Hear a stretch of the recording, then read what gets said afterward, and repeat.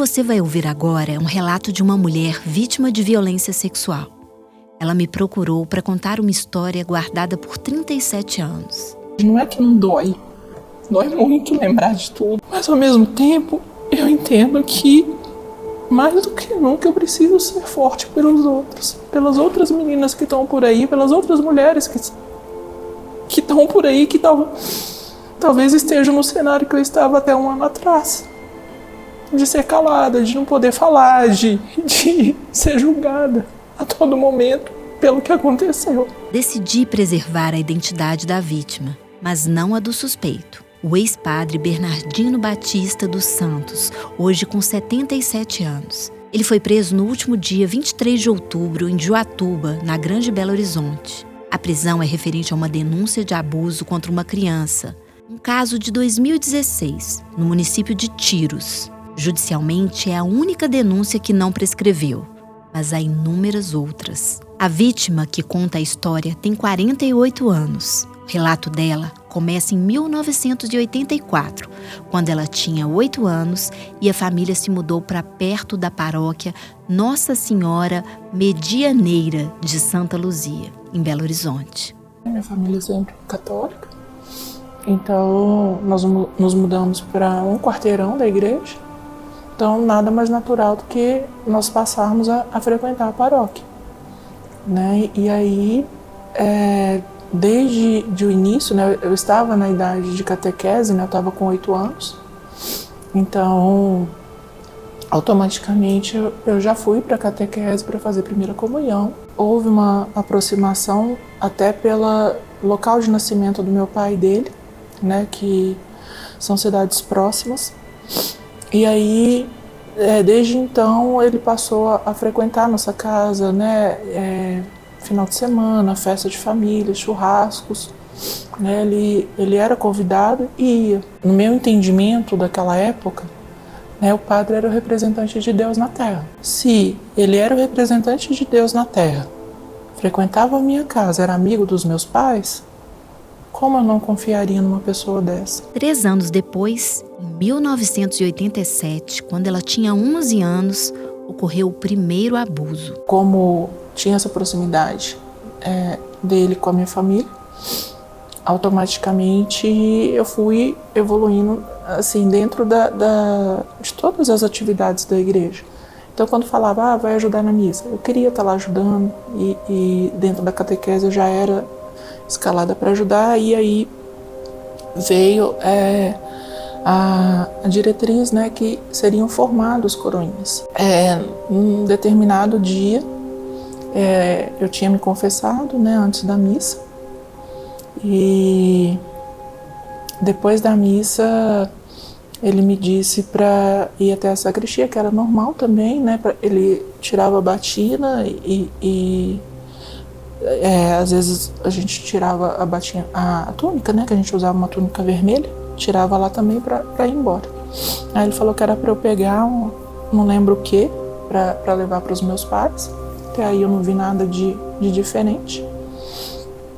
Só que aí nesse dia ele me pegou pelos braços, igual pega criança assim, e me colocou em cima de uma mesa. E aí logo depois ele me empurrou para trás e debruçou em cima de mim.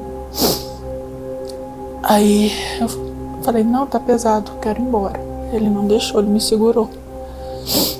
E aí ele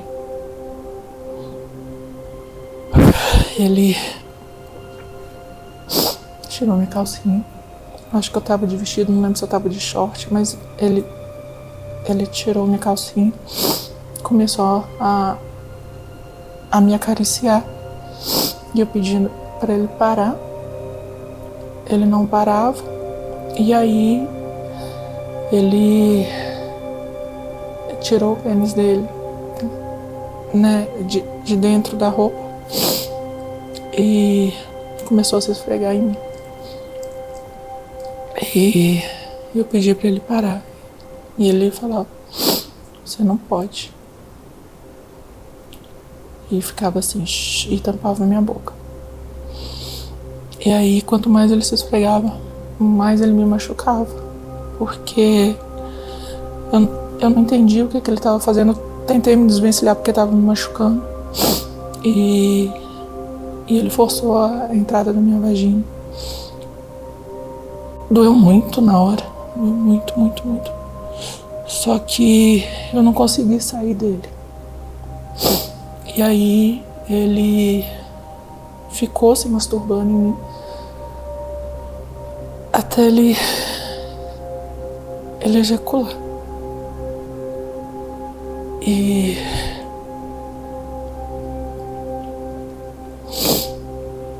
ele parou, pegou uma toalhinha que estava do lado, se limpou e me mandou embora. E mandou eu ficar quieta. Que eu não podia falar pra ninguém. Como a educação naquela época, né? Se eu fazia alguma coisa que estava errado na cabeça dos meus pais, eu apanhava. Doía. Né? E aí, como ele me machucou e como doeu, foi o meu corretivo. E na hora que eu cheguei em casa, tava sangrando, tava ardendo muito, assim, pra fazer xixi. E falei, meu pecado foi grave.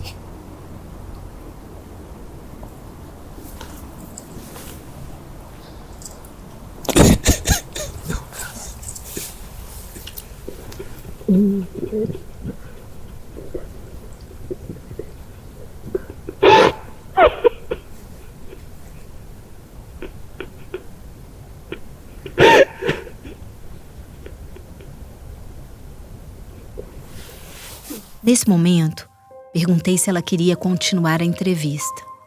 E ela disse que sim. Foi a sequência desses dias. Outros episódios aconteceram. Aconteceram da mesma maneira. Como eu entendi na minha cabeça que aquilo era a minha penitência devido ao meu pecado gravíssimo. Eu tinha medo de confessar, mas ele me obrigava para eu poder comungar. A vítima conta que os abusos também ocorreram fora da igreja. Teve uma vez, ele formou um grupo de, não lembro agora se éramos 3 ou 4 coroinhas e uma responsável por nós. Ele convidou a gente para ir para Vila Velha. Seria um passeio, né, de crianças, né, levadas por ele e por uma responsável. E ele foi na minha casa, pediu autorização para os meus pais. E como havia aí essa relação de confiança, né, nunca de desconfiança, meus pais autorizaram que eu fosse. Só que em uma das noites, eu tava dormindo, a gente tava dormindo, eu me lembro bem assim do lugar. Tinha um beliche aqui, outro ali assim. Eu tava na cama de baixo aqui.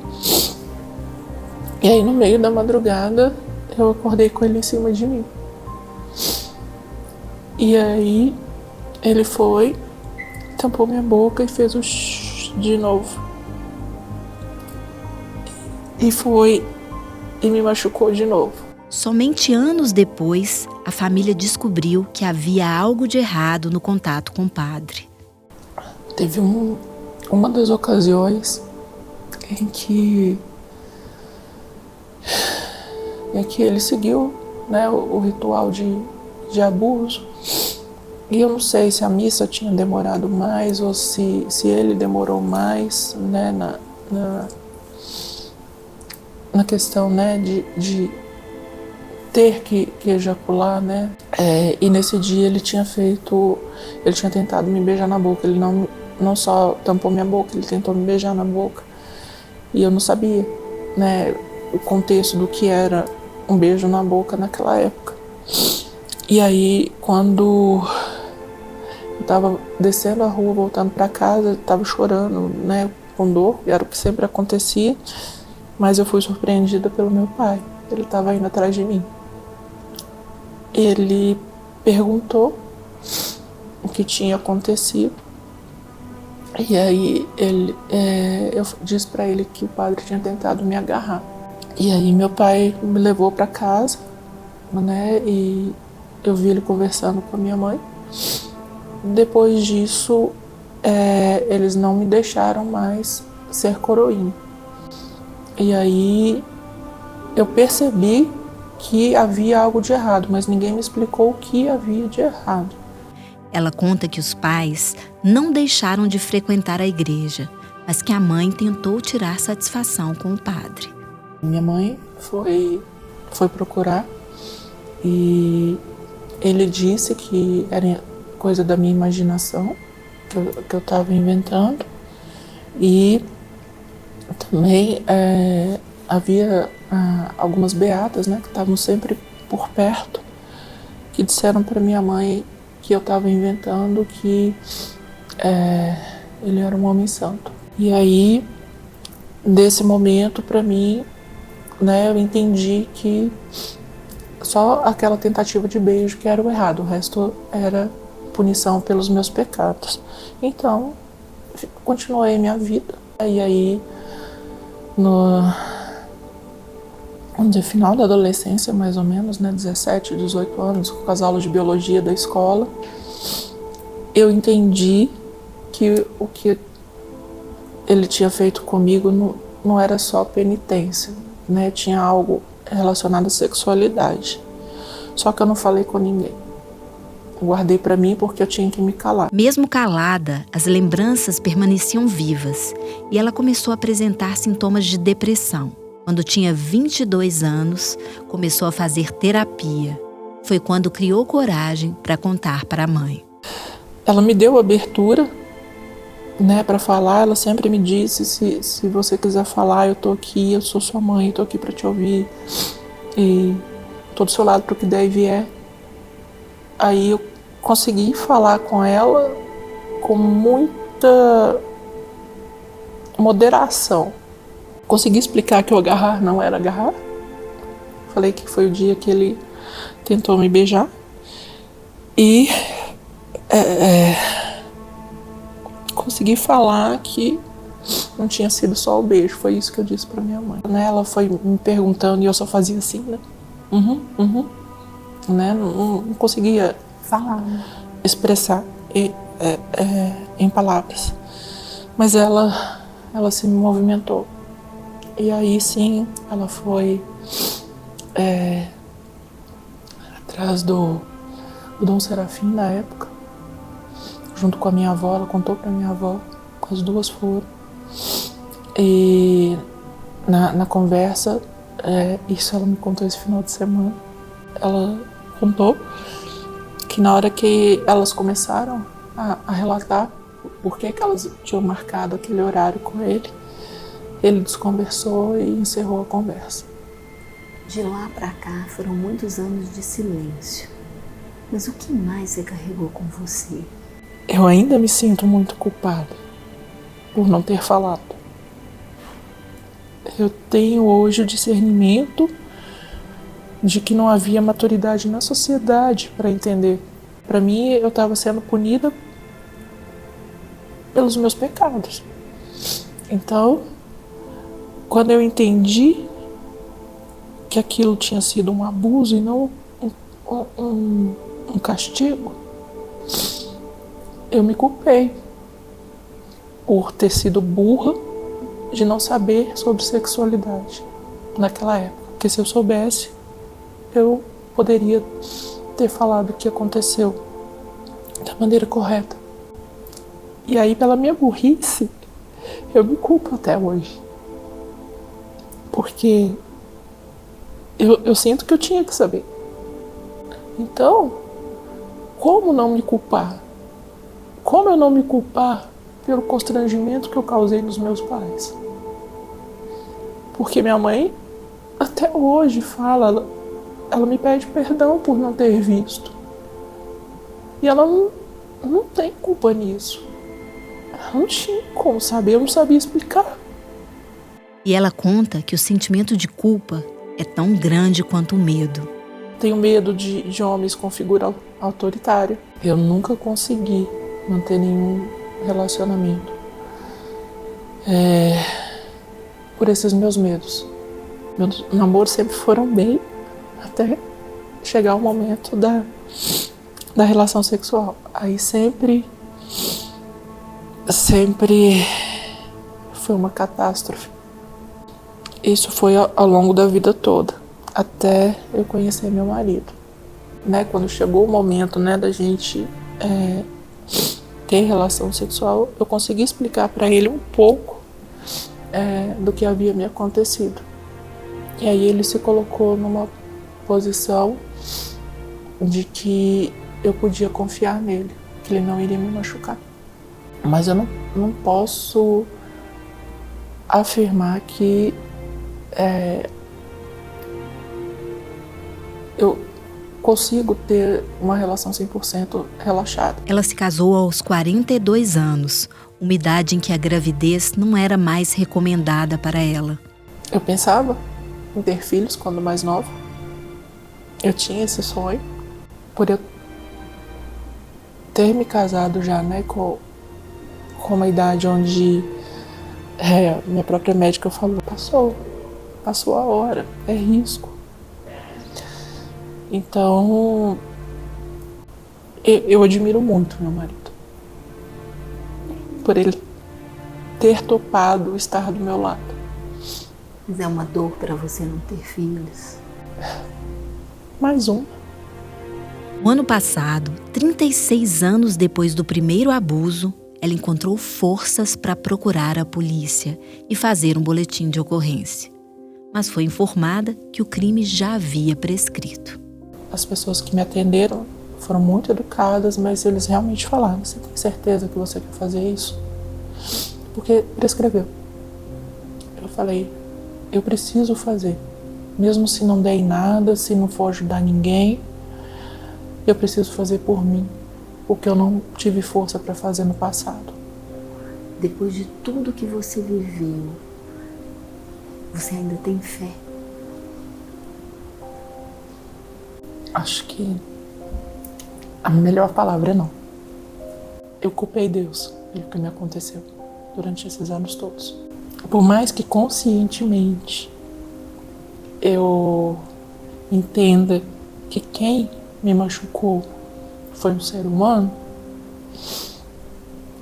eu sempre trouxe comigo que Deus permitiu que ele fizesse isso comigo. Então, eu venho fazendo essa pergunta: por que Deus deixou ele fazer isso comigo? Então, eu estou nessa busca agora, de reatar minha relação com Deus. Ela diz que a prisão do agora ex-padre Bernardino traz uma mistura de sensações: lembrança, justiça, insegurança, e que hoje falar sobre o assunto tem um propósito maior. Ao contar a minha história, ao expor o que aconteceu comigo, talvez eu consiga ajudar alguém. Às vezes eu posso ajudar alguém que, assim como eu, com quase 50 anos, tenha passado por algo similar. E, assim como eu, não consigo falar. Porque não é fácil. Nunca foi. Não está sendo. Mas eu espero que daqui para frente, por eu conseguir falar, talvez fique mais leve. Entendo que talvez essa força que apareceu nesse momento da vida tenha esse propósito de mostrar para outras pessoas, para as outras mulheres ou crianças, as meninas que estão aí, elas não estão sozinhas. Nem você, pessoal. Muito obrigada. Nunca duvide da dor de uma mulher ou de uma menina vítima de abuso sexual. Ouça, acolha, abrace, ajude, oriente, denuncie.